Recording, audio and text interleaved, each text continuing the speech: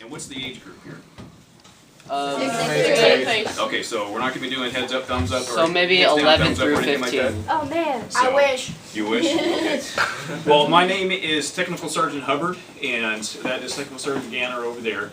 We are part of the 142nd EOD Bomb Squad, Explosive Ordnance Disposal, EOD. So if anyone has played some of those active shooter games, role player games, you may have heard that EOD's on scene, and normally after that there's some type of explosion. Well, our number one task is to keep people safe and also to protect property in that order. And our number one task in the military is to remediate each and every explosive-related situation, from a U.S. piece of ordnance, like a hand grenade, to a foreign piece of ordnance, to a chemical munition, to a nuclear device. And probably the most important thing that has really brought our career field up to light is the IED, the improvised explosive device. And everyone has heard of that. That's the number one disabler and killer of our military units overseas, is the homemade bomb, and also stateside as far as with bad guys making devices specifically to hurt people. And at the same time, you've probably read the news as far as other implementations of how the bomb squad can actually be used. I'm an old school guy, been doing this for almost 20 years, and in order for me to do my job, realistically, all I need is a hammer and 1,000 feet of sash cord, because distance is my friend when it comes to explosives. So the more distance that I have from the explosive device, the safer I'm going to be. I've actually blown up 3 robots on real operations in Iraq. And so those were 3 times when I didn't have to get blown up. And I have been blown up twice, but thank goodness for U.S. armor that I'm still in front of you. Armor as in, Humvees and tanks and such. So that's the real reason why we are here. Because as humans, we have come up with ingenious ways in order to try and hurt each other. And we don't want that to happen. So when I first came in '97, the robot that we have outside was made by Remotech. They have since been purchased by Northrop Grumman, and there's maybe a half-dozen manufacturers of robots that are out there. Some are man-portable, where you can actually lift them up or put them in a backpack. When I'm playing missions in Afghanistan, where we actually had a single guy, and he was carrying a robot in a backpack, and his controller was a little joystick controller, and his computer screen actually was a set of sunglasses. So on missions and ops, you see a guy down on the ground with his coat over his head to get shadow, and he's operating the robot at about 150 feet, keeping danger at a distance. So that's what the robot's here for. This particular robot, it's big. I think it weighs about 450 pounds. It has pretty much articulators as far as with the shoulder, a wrist, or a shoulder, elbow, and a wrist as far as that you can manipulate, and with the controls. And we are going to head outside in a little bit and let a small collection of you all actually drive it in the field. So we have the capability to actually run with fiber optics, where there's actually a long strand of spaghetti connecting the controller to the robot, and we also have the option to run with radio frequency, digital radio frequency, not analog. So it's user friendly. So it's completely unique trying to operate a robot to be precise, to actually pick up a set of keys, find that lock, put it in the door, turn it, and then latch it. Done it. Have done it. To have that fine motor control with the robot, because you're looking at a 2-dimensional screen, and of course living in a 3-dimensional world. And so that's where you have to use shadows and just timing and being used to the robot itself. Any questions before we go outside and kind of have a free-for-all? Yes, sir. Do you have a button that makes the robot go boom? No. We don't have a self-destruct button on the robots, at least ours. So there's probably some pretty good Hollywood movies out there that have a version of it that does that. But the robot's my friend. I don't want to destroy it. So, in fact, each of the robots that blew up in Iraq for me, it's pretty sad. One actually was brand spanking new, and we just got it, and it was a second op, and then it blew up. So, yes? commenting on what Matthew said, who would put a self-destruct button on a robot? Doofenshmirtz. Those are expensive. They are. And as far as with the practical expense, $250,000 for one. And then you're talking even more as far as with different capabilities. With the radio frequency technology, as far as have that distance, it just gets up. And you can actually have additions and options. You can have one with the sunroof, one with the moonroof, or a leather interior. I'm kind of making a joke there, but you can actually have upgrades to the robots themselves. Yes? Have you ever worn like a mech suit to where like you go up it in person with like the giant armor and defuse it yourself? Yes, I have. And that's actually a bomb suit. It's about 85 pounds with a big helmet, and we have it's in the trailer itself. But I would prefer to use the robot first before I actually have to get into the bomb suit, because when you put on the bomb suit, you immediately drop 10 IQ points. Guaranteed, no matter what. You get dumbed down a little bit, and you're right on top of the device. So definitely have to have a cool head. Mm-hmm. Yes, sir. How many missions have you been on? Over 200. I don't keep count. So, and that's just overseas. Stateside, our unit, we respond to ordnance items that are found within the states, or within the state itself, and also we work hand in hand and intimately with civilian bomb squads, the local police departments and such. Yes? What's the biggest explosion you've ever seen? 1,500 pounds, and it was one that I was working on specifically. 3,700 pounds in Afghanistan, getting rid of a bunch of old military ordnance.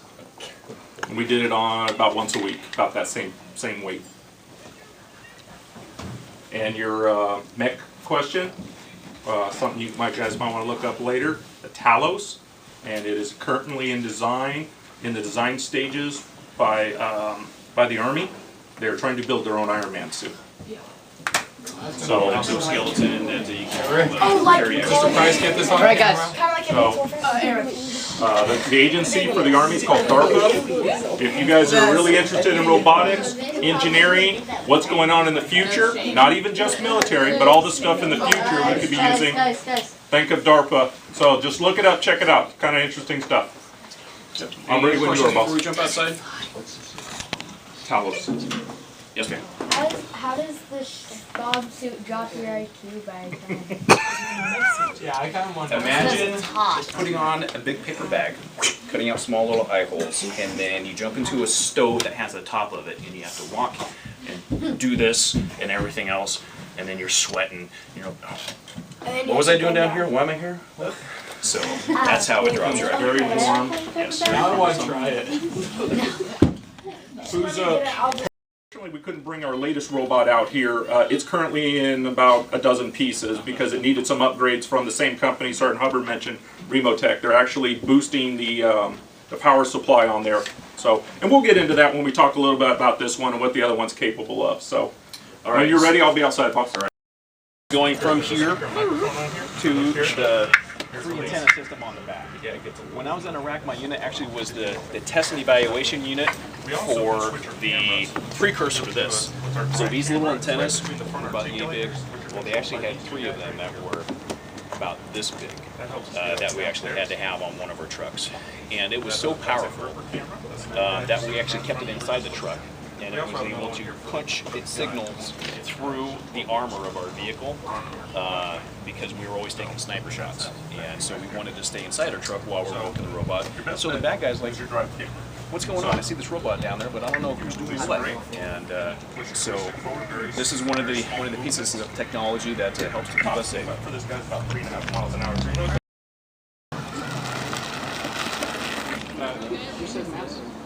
Yes, sir. Okay, you're up. Energy equals mass times the speed of light squared. I'll give you real quick instruction. And, all right, I didn't ask you, what is your plan for the robot?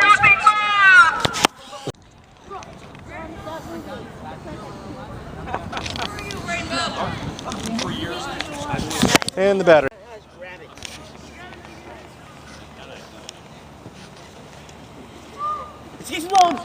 The electric brakes engage, stops the vehicle. In theory, keeps you from rolling down the stairs, while you're trying to go up or down stairs or roll up and down a hill when you release the controls and engage the brakes. So top speed for this thing is about 3.5 miles an hour. Our newer one, no, just get close to it and then we'll give it a grip. Not bad. So this is one of our beefier robots that we have. The whip beefy. The tires on the side actually can come off, and it is just narrow enough to actually go down the aisleway of the line. And that was how they designed this specifications. Why is that thing going out? The front tracks. Did you hear him? Guess what those tracks are called?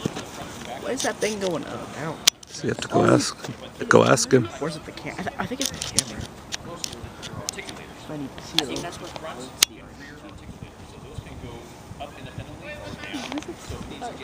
This is awesome. They're just over there. Are they really what? This is so awesome. We're all geeking on this, by the way. I mean, With something that looks like a missile. Yeah. It's a rocket from a launcher.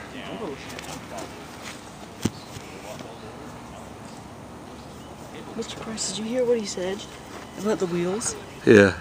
That's cool. Are you gonna have the sixth graders go up? He said that the big wheels. Probably the 8th graders. Go tell your mom that, and then she can just cycle them through. it maybe like And for operation of this, there are multiple cameras. You're okay, Eric? If I don't even look it over. What did you say? And that is, even though we're Air Force, all of the military bomb squad guys and gals, technicians, To the surveillance camera, take a look here.